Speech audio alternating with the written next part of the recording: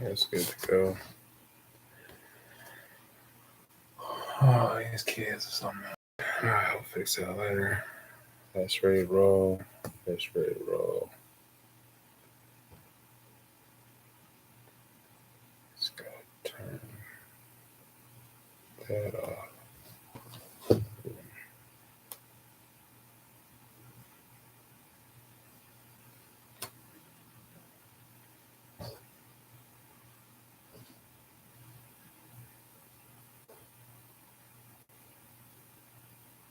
No, didn't mean to do that. That should be good. Should be good. That's good. That's good. All right. Start stream. Start stream. Hey. Hey. Welcome back to Chew the Bible. It's your good friend. Hey, Aaron.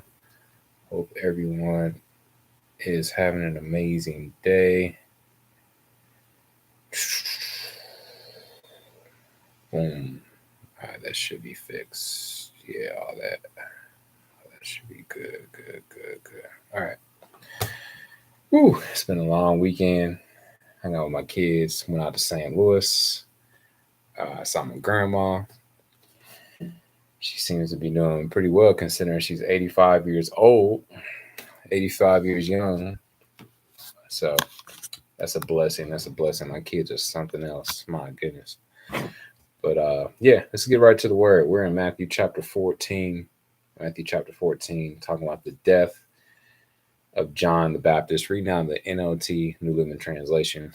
Let's fix this here. Here we go. The death of John the Baptist. The death of John the Baptist. When Herod Antipas, the ruler of Galilee, heard about Jesus, he said to his advisors, "This must be John the Baptist raised from the dead." Let's fix this right here.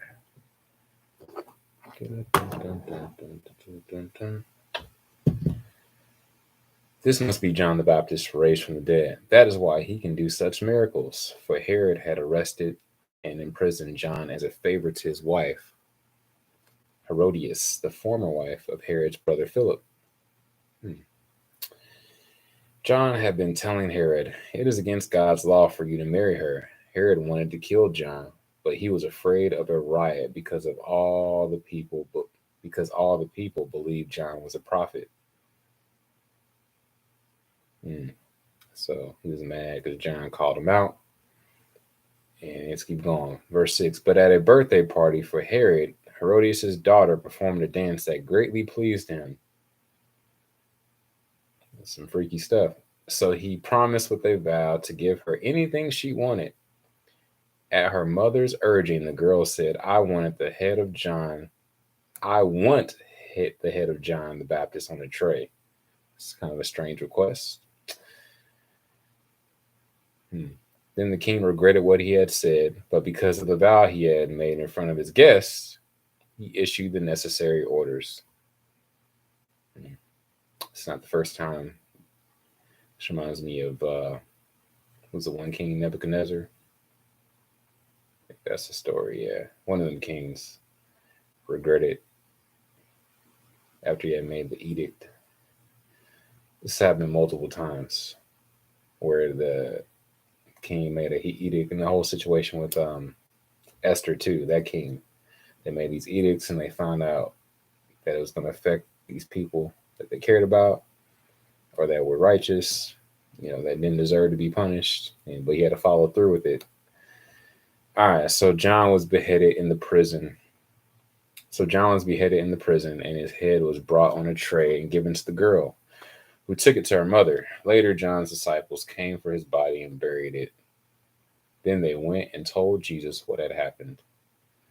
All right, next heading is Jesus feeds 5,000. It's funny because this actually was brought up in church today.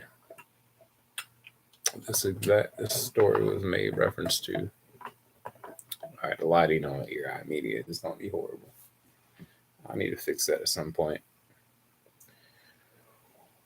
But right now, it's no biggie. All right, let's keep going. Verse 13, as soon as Jesus heard the news, he left in a boat to a remote area to be alone. Why did he want to be alone? Why did he want to do that? Because of the news about his friend John the Baptist passing away. It's pretty sad. He showed you that Jesus had emotions too. But the crowds heard where he was headed and followed on foot from many towns. Can't even grieve for a moment. Verse 14, Jesus saw the huge crowd as he stepped from the boat, and he had compassion on them and healed their sick. It just shows you our compassion when even when you're tired or you just want to be alone, the cry over a loss of a loved one. Jesus looked past all that and still made time for these folks to heal the sick.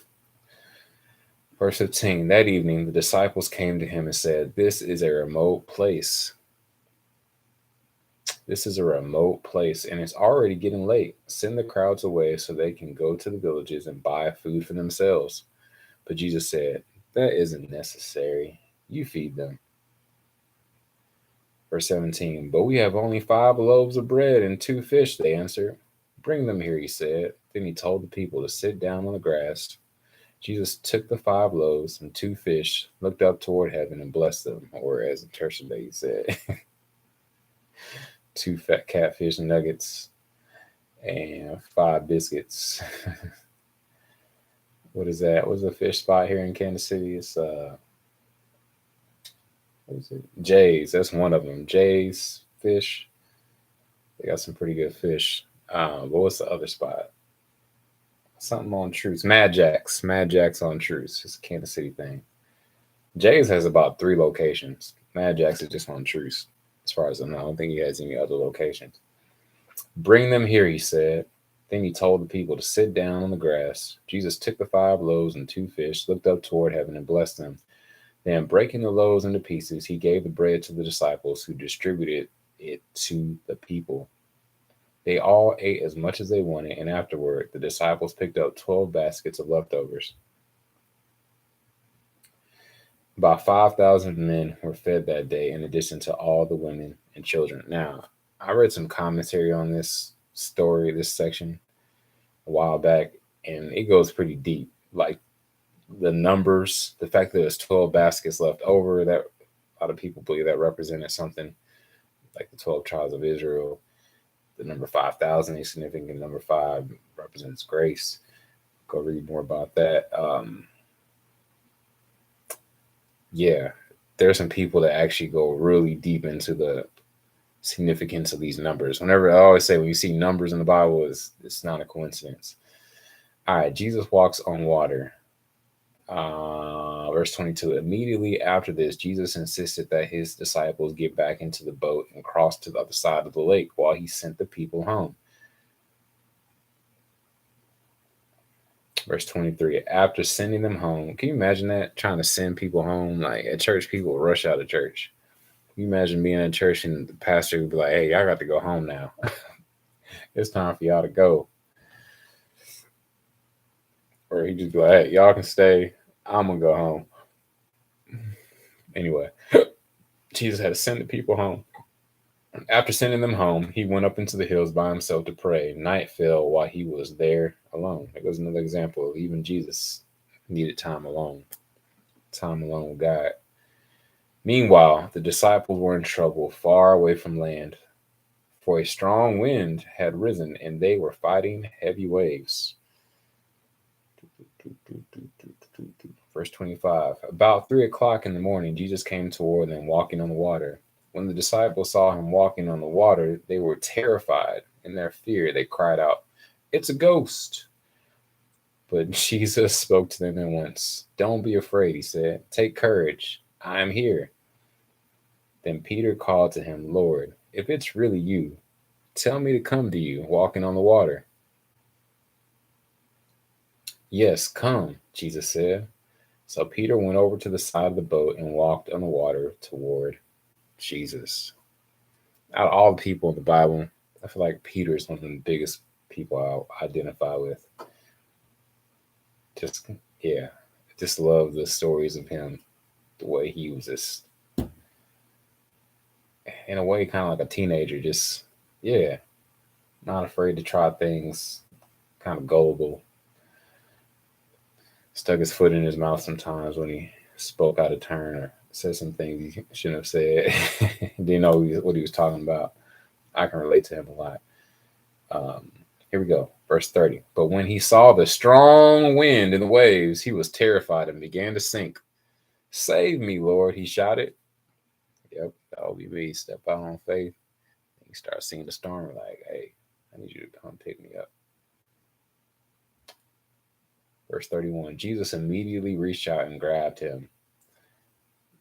It's interesting. He immediately did that. He didn't like, he wasn't like, let him sink a little bit further. He's all right, grabbed him right away.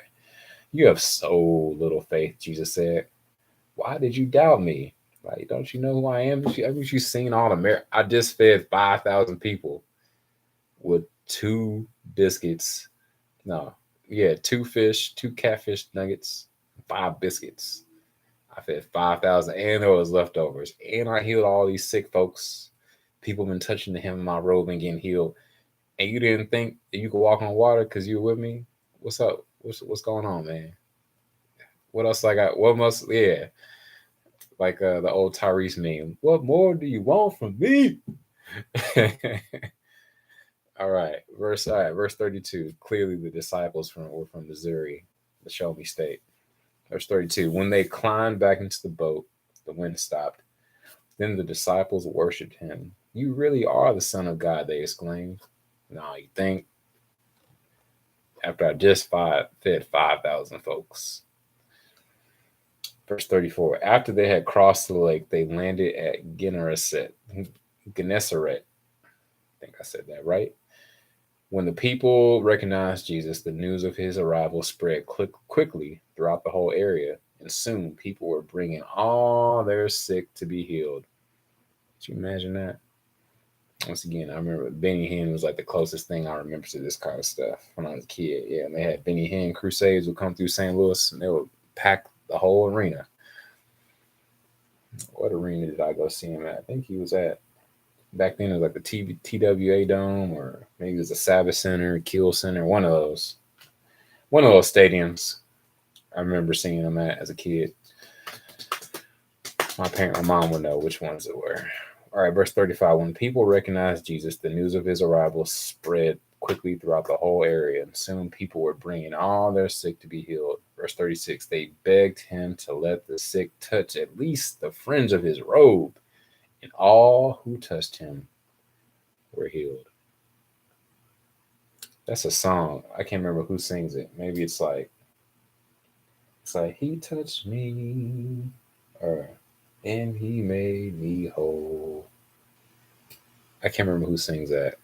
It's an old song. Yeah. Anyway. I'm gonna do one more recording, and I'm gonna chill for a little bit, and then I'm gonna try to go to sleep because I need to wake up early and get out here and drive for some folks. Unless God gives me a crazy dream tonight that makes me think I can walk on water from this day forward, and all of a sudden all my bills going to be paid without me having to do Uber. If I get a dream like that, then yeah, your boy, I'll be on here doing probably Chew the Bible recordings for the rest of all day tomorrow. We'll see. All right, BRB.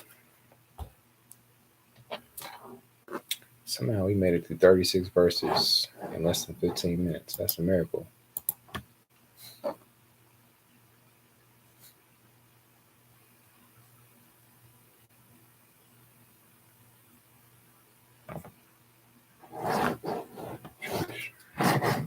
Stream.